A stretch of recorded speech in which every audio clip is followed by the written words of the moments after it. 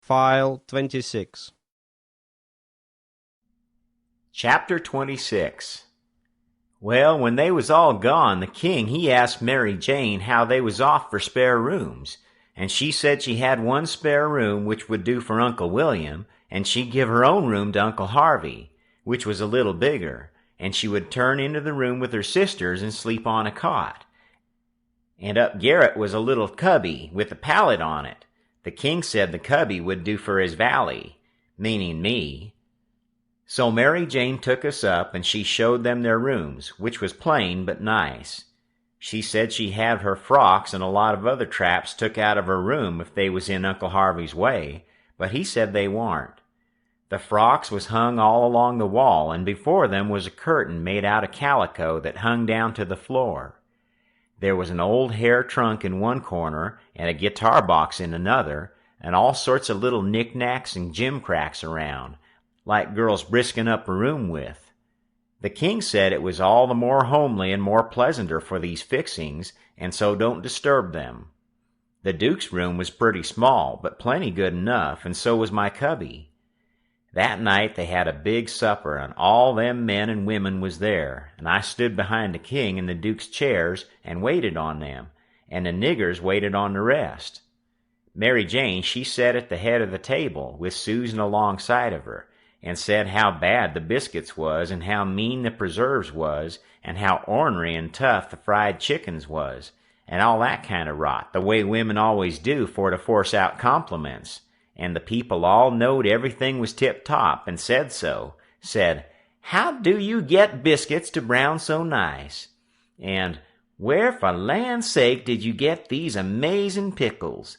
And all that kind of humbug talky talk, just the way people always does at a supper, you know. And when it was all done, me and the hare-lip had supper in the kitchen off of the leavin's, whilst the others was helping the niggers clean up the things. The hare-lip, she got to pumping me about England, and blessed if I didn't think the ice was getting mighty thin sometimes. She says, "Did you ever see the king?" "Who? William Fourth? Well, I bet I have. He goes to our church." I knowed he was dead years ago, but I never let on. So when I says he goes to our church, she says, "What, regular?" "Yes, regular. His pew's right over opposite ourn, on t'other side of the pulpit." "I thought he lived in London." "Well, he does. Where would he live?" "But I thought you lived in Sheffield." I see I was up a stump. I had to let on to get choked with the chicken bone so as to get time to think how to get down again. Then I says, he goes to our church regular when he's in Sheffield. That's only in the summertime, when he comes there to take the sea baths." "Why, how you talk? Sheffield ain't on the sea." "Well, who said it was?" "Why, you did." "I didn't, nuther." "You did." "I didn't." "You did." "I never said nothing of the kind." "Well, what did you say then?" "Said he comes to take the sea baths, that's what I said." "Well, then, how's he going to take the sea bath if it ain't on the sea?" "Looky here," I says, "did you ever see any Congress water?" "Yes." "Well, did you have to go to Congress to get it?" "Why, no." "Well, neither does William Fourth have to go to the sea to get a sea bath." "Well, how does he get it then?" "Gets it the way people down here gets Congress water, in barrels. There in the palace at Sheffield they've got furnaces, and he wants his water hot. They can't bile that amount of water away off there at the sea. They haven't got no conveniences for it." "Oh, I see now. You might have said that in the first place and saved time." When she said that, I see I was out of the woods again, and so I was comfortable and glad. Next she says, "Do you go to church, too?" "Yes, regular." "Where do you sit?" "Why, in our pew." "Whose pew?" "Why, our'n, your Uncle Harvey's." "His'n? What does he want with a pew?" "Wants it to set in. What do you reckon he wanted with it?"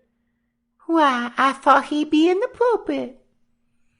Rot him, I forgot he was a preacher. I see I was up a stump again, so I played another chicken bone and got another think.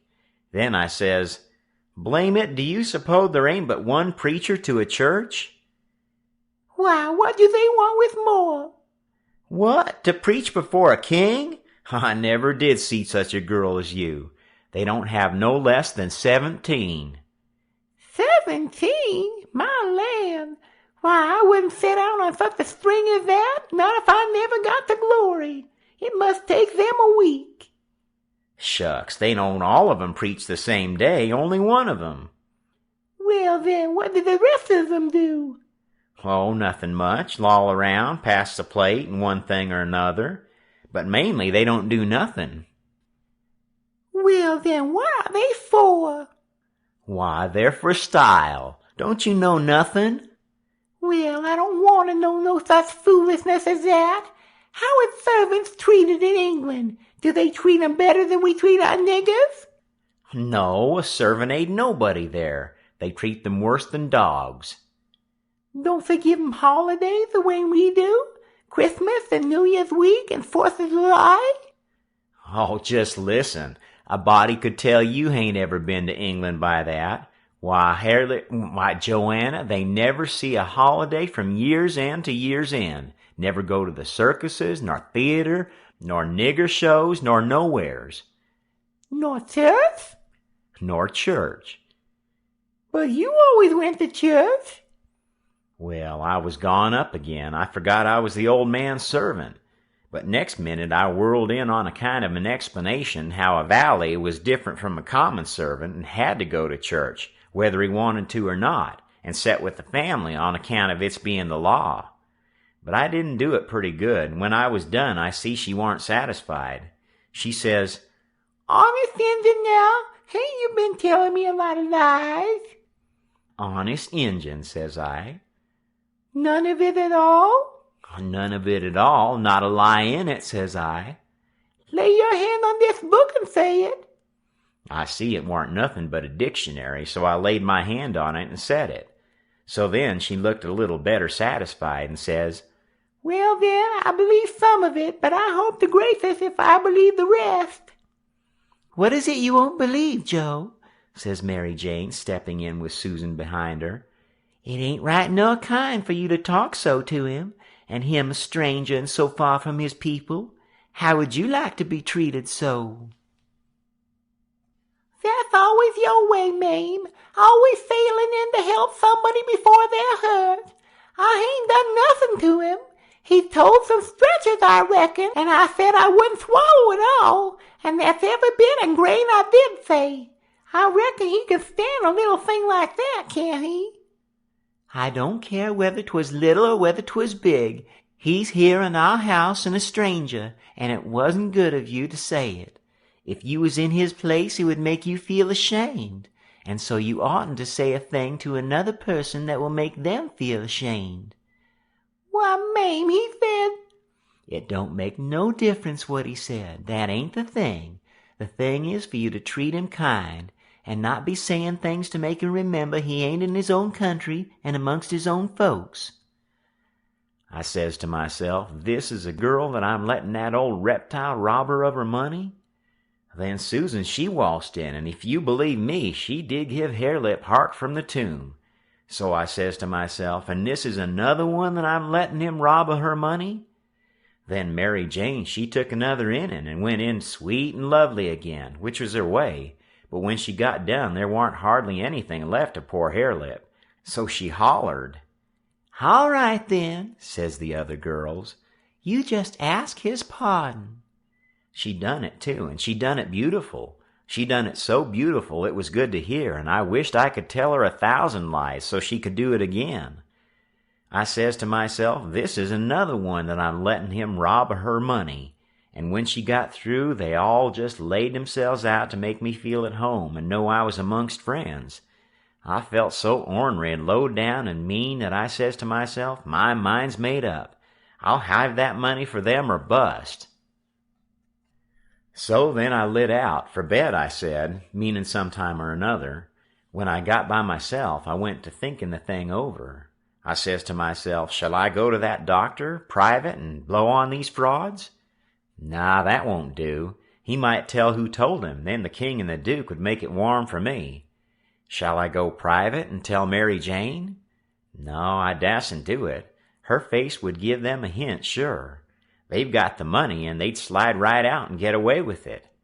If she was to fetch in help, I'd get mixed up in the business before it was done with, I judge. Nah, there ain't no good way but one. I got to steal that money somehow, and I got to steal it some way that they won't suspicion that I done it. They've got a good thing here, and they ain't a-going to leave till they've played this family in this town for all they're worth. So I'll find a chance time enough. I'll steal it and hide it, and by, when I'm away down the river, I'll write a letter and tell Mary Jane where it's hid. But I better hive it tonight if I can, because the doctor maybe hadn't let up as much as he lets on he has. He might scare them out of here yet. So, thinks I, I'll go and search their rooms. Upstairs the hall was dark, but I found the Duke's room and started to paw around it with my hands. But I recollected it wouldn't be much like the king to let anybody else take care of that money but his own self. So then I went to his room and begun to paw around there. But I see I couldn't do nothing without a candle, and I dasn't light one, of course. So I judged I got to do the other thing, lay for them and eavesdrop.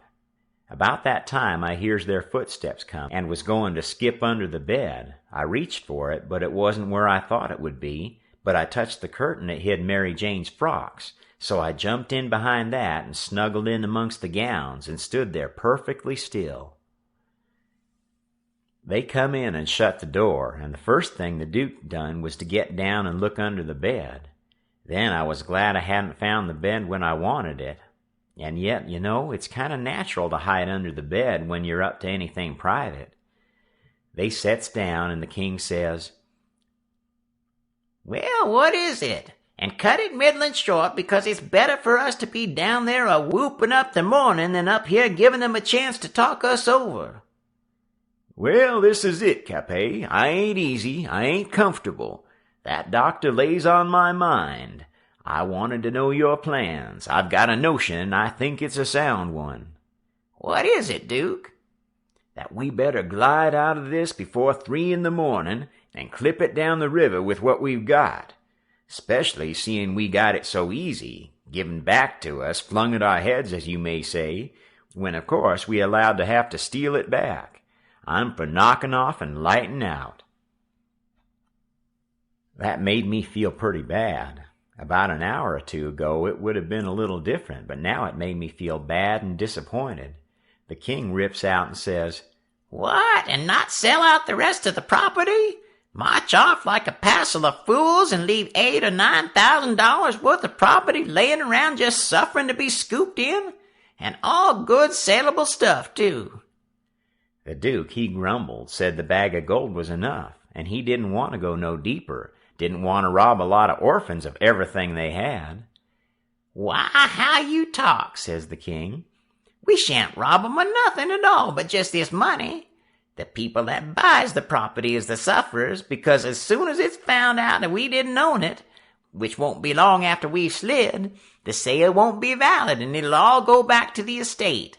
These here orphans will get the house back again, and that's enough for them. They're young and spry and can easy earn a living. They ain't a-going to suffer. Why, just think, there's thousands and thousands that ain't nigh so well off. Bless you, they ain't got nothing to complain of." Well, the king, he talked him blind, so at last he give in and said all right, but said he believed it was blame foolishness to stay, and that doctor hanging over them. But the king says, "Cuss the doctor. What do we care for him? Ain't we got all the fools in town on our side? And ain't that a big enough majority in any town?" So they got ready to go downstairs again. The Duke says, "I don't think we put that money in a good place." That cheered me up. I'd begun to think I warn't going to get a hint of no kind to help me. The king says, "Why?" "Because Mary Jane'll be in mourning from this out, and first you know the nigger that does up the rooms will get an order to box these duds up and put 'em away, And do you reckon a nigger can run across money and not borrow some of it?" "Your head's level again, Duke," says the king, and he comes a-fumbling under the curtains 2 or 3 foot from where I was. I stuck tight to the wall and kept mighty still, though quivery, and I wondered what them fellows would say to me if they ketched me, and tried to think what I'd better do if they did catch me. But the king, he got the bag before I could think more'n about a half a thought, and he never suspicioned I was around. They took and shoved the bag through a rip in the straw tick that was under the feather bed, and crammed it in a foot or 2 amongst the straw, and said it was all right now, because a nigger only makes up the feather bed, and don't turn over the straw tick only about twice a year, and so it warn't in danger of getting stole now. But I knowed better. I had it out of there before they was halfway downstairs. I groped along up to my cubby, and hid it there till I could get a chance to do better. I judged I better hide it outside of the house somewheres, because if they missed it, they would give the house a good ransacking. I knowed that very well. Then I turned in, with my clothes all on, but I couldn't have gone to sleep if I'd have wanted to. I was in such a sweat to get through with the business. By and by I heard the king and the duke come up, so I rolled off my pallet and laid with my chin at the top of my ladder, and waited to see if anything was going to happen, but nothing did.